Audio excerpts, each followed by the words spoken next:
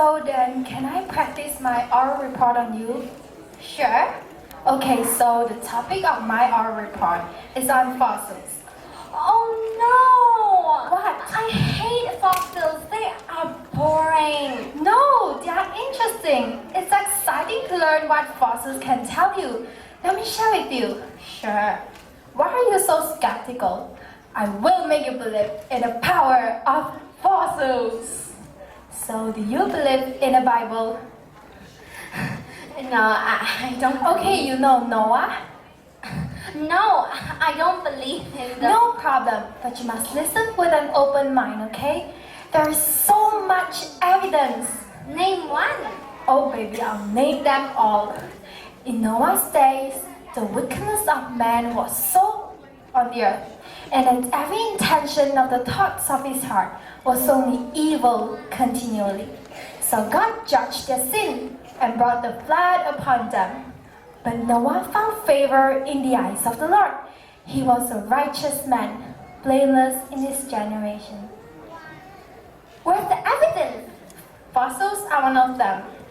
You're a broken record. For real, people are always saying, oh, fossils came from here, oh, fossils came from there, oh, fossils are formed by millions of years, blah, blah, blah. Seriously, if fossils took millions of years to form, the bones and the objects being fossilized would have rotten away. Hey, that actually makes a little bit of sense. I'm not done yet. Let me ask you, what happens when any sea creatures die? They will rot and decompose, or maybe devoured by other fish. Why? Isn't that common sense? You are right. That's why the millions of fossilized sea creatures found in the rock beds all over the earth can prove that the worldwide flood did happen. How? Quick flooding does the trick. Great amount of sediment brought by the flood buried the animals or sea creatures and even trees very suddenly and very quickly. So they were trapped in the sediment under great pressure of flood water and became fossilized. That is true. Let me continue. They found fossils of fish eating halfway and died in the sediment with half their prey going down their throat. Ew! That is disgusting. Tell me more.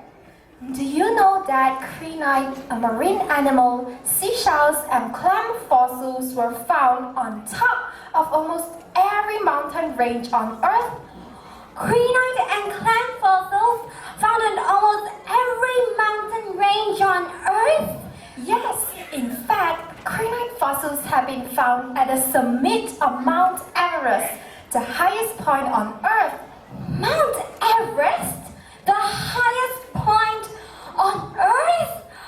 Oh. Yes, this 1967 article from Geological magazine entitled "The Highest Fossils in the World" explains that some of the first successful expeditions to the summit of Mount Everest brought back geological samples which contained fossilized cranites.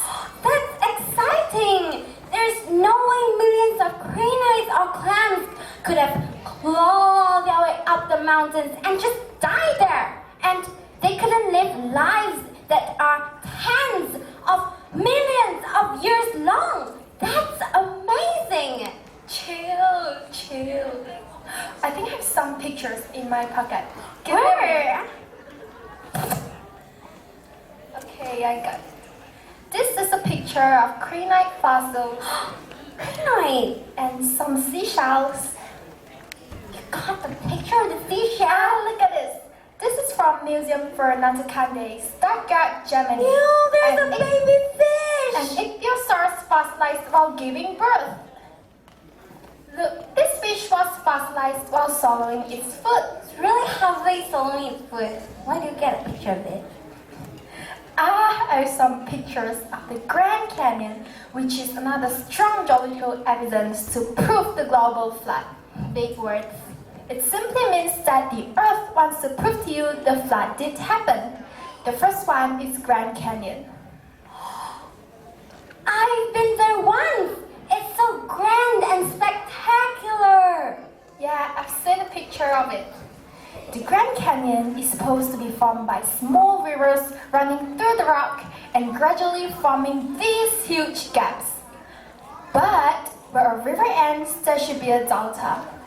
Oh, I've learned this in my past once. Where every river ends, there is a delta. Yeah, like there's a delta where the Nile River ends and there's a delta where the Amazon River ends. There are no deltas in the Grand Canyon. That's true. If the Grand Canyon is not formed by a river, then it must be the flood. Yes, but do you know that some scientists are so willing to believe that there was a flood in Mars millions of years ago because they managed to see some images of some canyons in Mars where there is no trace of water whatsoever? That's ridiculous. You really know your stuff, huh? But they are not willing to believe that the Grand Canyon and many other canyons on Earth were formed because of the Great Flood where 70% of the surface of the Earth was covered with water. That's way too ridiculous. You really know your stuff. I really want everyone to believe in the truth. Look at the size of the cracks, the gaps in the great rock. Surely something big must have happened. Yeah, erosion too, but surely a flood would be a logical explanation. Look at the Great Ocean Road in Melbourne. The erosion doesn't take tens of millions of years to bring down the 12th apostle. When we were there, I think there were only 7 then. You really know your stuff. I've really learned a lot in these few minutes. The Bible is true. The flood did happen. Thanks. Oh, look at the time! I have to go. It was really nice meeting you. Bye! Bye!